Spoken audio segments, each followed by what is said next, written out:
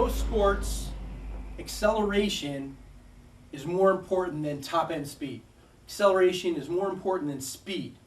Acceleration means accelerating from a dead stop. In other words, creating speed from a stopped position, say base stealing.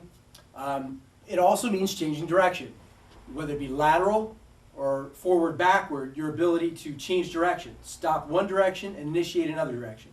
So acceleration, in most cases and in most sports, is more important than top-end speed. So we're going to talk a little bit about what defines acceleration, what's important about acceleration. The first thing to understand is that acceleration, the difference between someone who can accelerate well and someone who doesn't accelerate as well, is primarily coordination. Coordination can be taught. Coordination can be trained.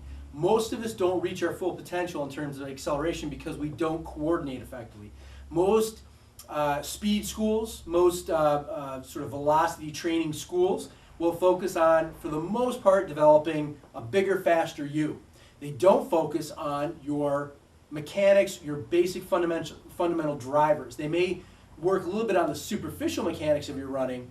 They're definitely going to be focusing on your strength, your conditioning part, but they're not necessarily working on your, what we refer to as activity-specific coordination. Okay? So with respect to acceleration, again, accelerating from a dead stop or speeding up from a dead stop or changing directions, whether it be lateral or forward to backward.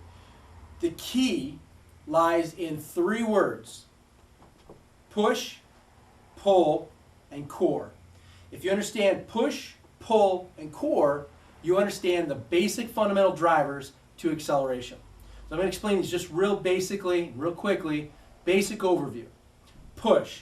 The first thing to understand about pushing, I'm going to pull this over just so I can help myself hold, just kind of demonstrate. The first thing is when you reach out with this leg, so you're swinging the right leg forward to contact, okay? When you swing that leg forward, the knee and the hip are extending.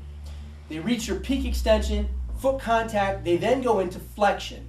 So the muscles are actually loading. The quad and the glute load through mid-stance, through where the foot is essentially holding the greatest amount of vertical force, okay? And then they go through a rapid extension. That's your push. Crucial. Maximum push occurs between mid-stance, so when you're running, where this foot, if I swing this foot forward and then I'm pushing against the ground, when it's underneath my body essentially, mid-stance, from mid-stance about halfway to toe off, where I pull that foot forward again, you're going to reach your maximum extension speed and hip speed. They occur simultaneously. Both will occur at the same time, creating the maximum amount of not only downward force, but horizontal force at the appropriate time to propel you forward. That's your push. Where most people go wrong, two areas. First, where they apply that vertical force. They either apply it too soon or in most cases too late. Okay, they apply that force closer to toe off than about 2/3 of the way through that process. Sometimes they'll apply it a little too soon. The other area that they break down is in the relationship between extension and knee occurring at the same time. Hip extension, maximum hip extension velocity or force, maximum knee extension velocity or force should occur simultaneously at that optimal point. That's your push. The pull is once you have pushed, you immediately go into flexion. You immediately go into flexion both at the knee and at the hip, and you're going into flexion before the foot comes off the ground, before toe off. If you wait till if you push all the way through toe off, then try to swing through, you're at a distinct disadvantage. You've got the forward propulsion, but you don't have the pull part. So you're pushing to create forward propulsion, you're pulling to create forward propulsion, okay? So but the interesting thing about the flexion component is where extension, hip and knee occur simultaneously for maximum pull, flexion occurs in pattern. First knee, then hip. So there's got to be a pattern there. So that's your pull component. The last thing is the counter torquing that occurs between the pelvis and the upper thoracic. There's a distinct counter torque. When you're running, the pelvis rotates one direction, the upper torso, upper thoracic rotates the other direction. You get a diagonal load through the core, which then facilitates the pull through. Most of us don't do that very effectively. A very simple but very important relationship or pattern between what we'll call the pelvis and the upper thoracic, which is not happening. So within the first 3 steps, you're determining your acceleration, your quickness, your first step quickness, your initial acceleration. That's important for base stealing. That's important for basketball, guarding. That's important for getting by your opponent.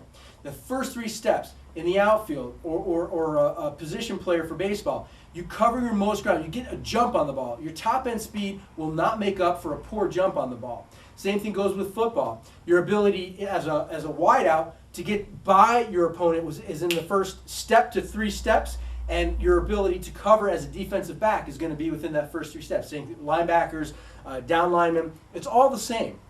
Hockey players, your ability to get by somebody, to guard somebody, to change directions, all within the first 3 steps. And they rely on push, they rely on pull, and they rely on core differentiation. Those are the biggest differentiating factors between someone who is fast, explosive, accelerates well, and somebody who does not accelerate very well.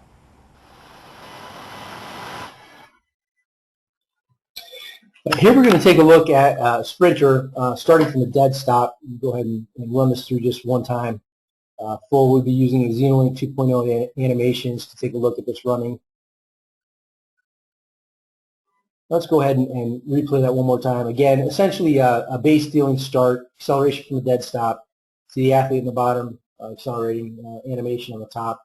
And I basically picked the view that would be square on to or perpendicular to the line of action here. So we can take a look at the push-pull and the core.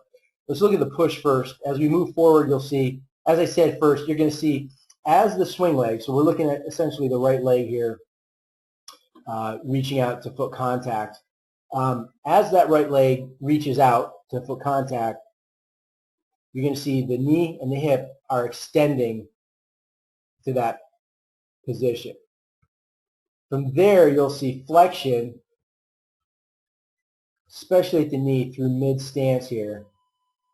And then you're going to see extension at its peak. So now what you're going to get from mid-stance, so you had the preload, especially the quad, but you're actually getting some glute preload from touchdown to mid-stance. From mid-stance to here, what you're going to get is a ballistic acceleration of knee extension and hip extension. And that's going to create a force like this, both downward force and horizontal force that will create a propulsion action or accelerate the center of mass forward.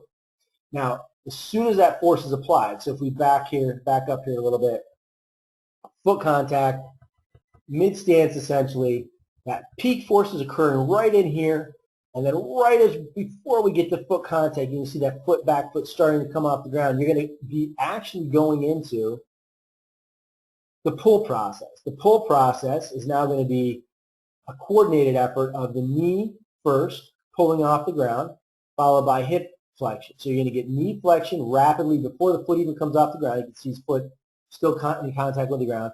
And then right after your knee flexion, you're going to get initiation of hip flexion. And that's a coordinated effort. So the pull is a coordinated effort, knee flexion going first,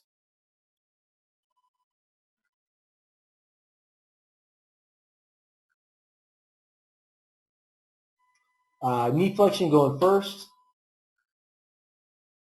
and then hip flexion going. The push part, which is the initial part of this process, is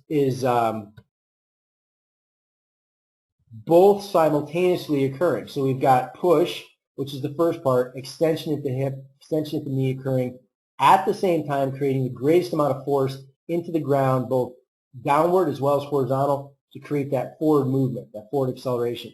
The pull becomes a coordinated effort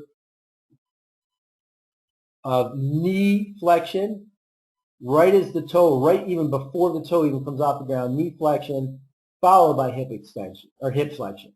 Now, the last thing we're going to take a look at here is the torso movement. And what you're going to see here is let's see if we can back this up here to toe off. So at that initial push, you'll see hip rotation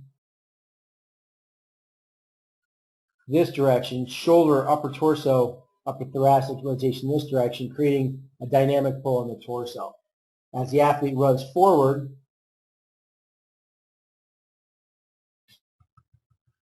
you'll see that obviously that separation closed as the leg, in this case the right leg is being swung forward. As the right leg swings forward, as the right leg swings forward, the left leg coming off the ground, we are at our rotation, maximum point of rotation of the pelvis this direction, upper torso this direction, again creating that stretch, and then moving forward we're going to see the muscles engaged to swing the left leg forward. So now the left leg is being swung forward to mid stance.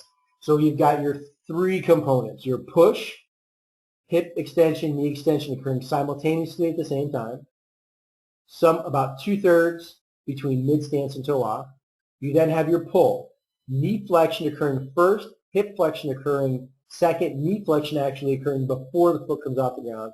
And your third component is core differentiation, the relationship between the pelvis rotation and the upper thoracic rotation, creating a preload on the core musculature that facilitates the pull through or the swing through, setting up each gait cycle. Those three aspects of coordination are absolutely imperative to acceleration and speed. And what you'll find in athletes that have good acceleration, that those three components are very effective. Those who aren't as effective, aren't as quick or don't accelerate as well, one or a combination of those three components are not effective.